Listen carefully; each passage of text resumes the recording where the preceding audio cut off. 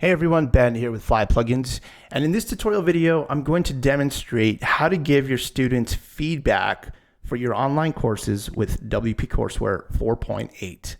All right, so let's jump in.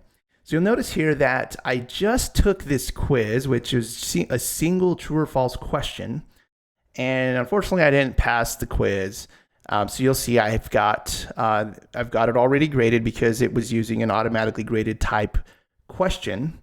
But that's okay because you can still give feedback to those types of questions. So what we're going to do now is I'm going to go flip over to the admin side of things. And I know that that particular quiz is over here in this course. So I'm going to go to the grade book and I'm going to click on that particular quiz for that student.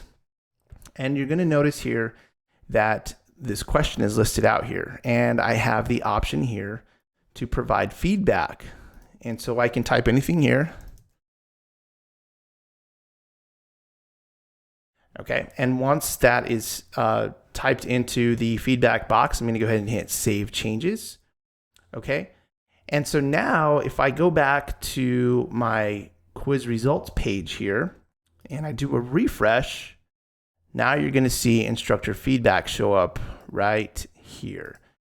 So again, this is how you can add feedback to your online courses with WP Courseware 4.8. I hope this video has been helpful, and we'll see you in the next video.